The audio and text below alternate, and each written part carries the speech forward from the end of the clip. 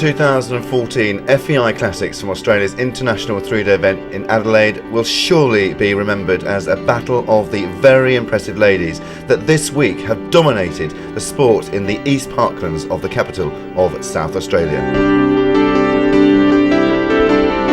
Less than a week ago, competitors travelled from all over this vast continent. Only the local stars had the easy commute to the only four-star in the Southern Hemisphere.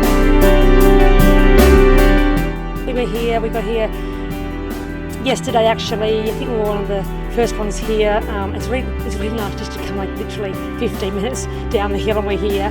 I've been to Sydney and Canberra. We've been interstate all this year, like that's 7 times. Like 10 hours here, 15 hours there, and just to go 15 minutes is like, oh wow, it's amazing. Finally. Others had travelled for days to be certain of their position on the starting line. I'm actually from Western Australia, but I've been based in Sydney all year, so the travel wasn't quite as bad as what I'm used to, so yeah, it's quite good.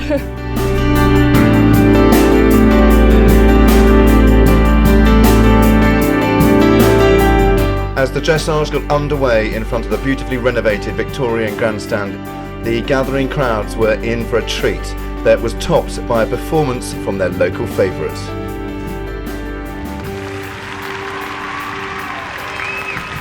Coming first so far is pretty good. Course designer Wayne Copping's cross-country course was the next obstacle to be overcome. It's a good track, lots of questions out there, but Floyd loves jumping, so we'll just get out there and just go galloping and have some fun.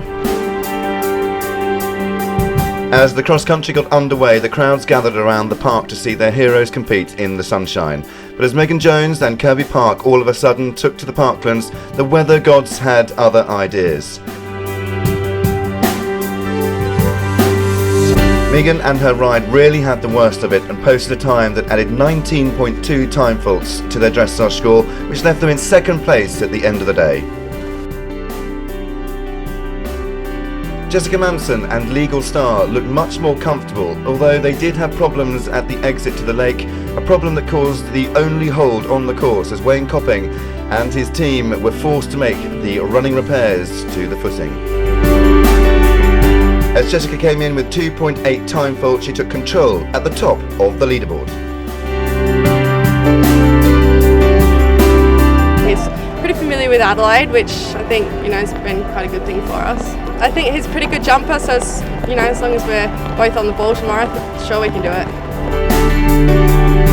As the show jumping got underway, the sun had come out, but the windy conditions caused a delay to the start, adding to the tension of the riders and the enjoyment of the large crowd gathered in Victoria Park. Katja Weimann and BP Cosmopolitan were the first combination to go clear. Others found the windy conditions difficult and the time to beat hard. Megan Jones and the 14-year-old Kirby Park all of a sudden needed to be clear to put pressure on the overnight leader. Bringing all of her experience to bear, she managed the clear she needed, and it all came down to Jessica Manson and Legal Star, who had one pole and a couple of time faults in hand.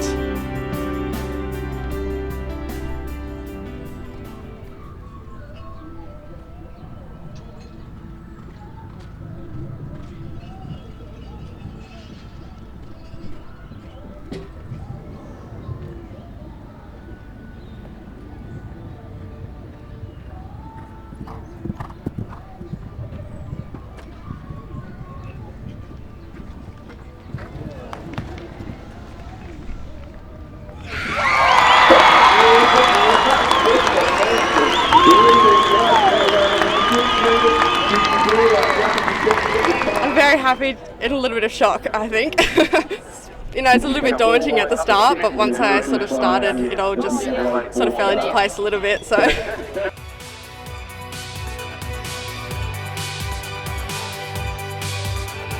Join us as the FEI Classics moves on to Kentucky in the spring of 2015 here on FEI TV.